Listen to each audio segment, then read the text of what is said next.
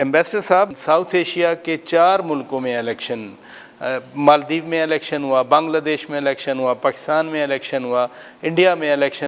अमूमन कहा जाता है कि डेमोक्रेसीज़ में जंग नहीं होती, there is no war among democracies bring the people together.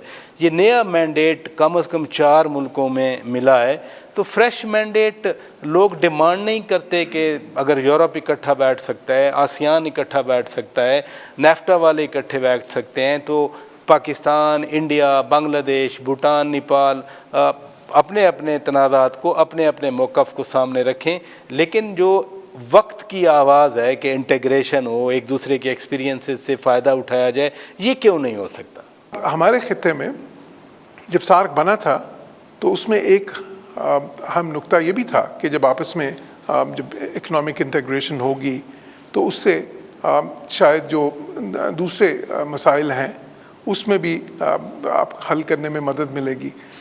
लेकिन उसमें थोड़ा सा एक अफसोसनाक पहलू ये है, अब मैं कुछ ऐसे रीजन्स में रहा हूँ, जिस तरह मैं ब्राज़ील में रहा हूँ बहुत साल पहले, तो साउथ अमेरिका में ब्राज़ील जो है वो सबसे बड़ा मुल्क है। एग्जैक्टली। लेकिन उनकी जो तारीख़ रही है उसमें कभी ब्राज़ील की जंगें इस तरह से नहीं हुई, बल्कि एक बार जो जंग हुई उनकी लास्ट, इसमें वो सारे मुल्क मिलकर पैराग्वाय से लड़े थे, जो कि एक छोटा सा मुल्क है। लेकिन ये नहीं हुआ कि ब्राज़ील और अर्जेंटीना, ये जो बड़े मुल्क हैं आपस में, या जो दूसरे हैं उनके आपस में कोई मसाइल उस तरह के। तो उसमें आई थिंक कि हमारा जो खित्ता है उसमें इंडिया की उसी किस्म की एक पोजीशन है, क्योंकि पूरा साउथ एशिया अगर आप ले लें तो इंडिया की पॉपुलेशन जो सी है वो उसका एक बड़ा हिस्सा बन जाती है। जिसे कहते हैं ना, इंग्लिश में कहते हैं सेट द टोन, तो उसमें India could have set the tone जो है मेरे ख्याल में। अगर वो करते उस तरफ तो चीज़ें थोड़ी सी शायद बेहतर हो सकती। लेकिन अभी भी वक्त जो है, देखें वक्त हर चीज़ का कोई गुजरा नहीं है अब, बल्कि इस वक्त जो शदीद ज़रूरत है वो इस चीज़ की है, जिससे मैंने कहा कि इतने लवाजमात मौजूद हैं कि ये रीजन जो है दुनिया का इंजन ऑफ ग्रोथ बन जाए, और जिस तरफ चीज़ें जा भी रही हैं। तो उसमें मेरा ये ख्याल है कि अगर इंडिया का अपना थोड़ा सा एक ज़रा रवैया जो है ना वो उसमें उस तरह का एक बड़ापन थोड़ा पैदा करे, बिकॉज वो हैं भी बड़े इस रीजन में, जोग्राफियाई तौर पे, आबादी के तौर पे, इकॉनमी के तौर पे, और इन सारी चीज़ों में, तो उससे बहुत सी चीज़ें जो है बेहतरी की तरफ जा सकती है। बिकॉज पाकिस्तान ने तो ये कहा है कि जी अगर वो एक कदम आगे बढ़ाएंगे तो हम 2 कदम आगे बढ़ाएंगे। आपने दुरुस्त कहा कि बड़े मुल्क की हैसियत से they should have set the tone तो उन्होंने सेट की, 2016 के बाद समिट नहीं होने दी। अच्छा है आप EU के तजर्बात बयान कर रहे हैं, आप वहाँ जर्मनी में, इटली में भी रहे हैं।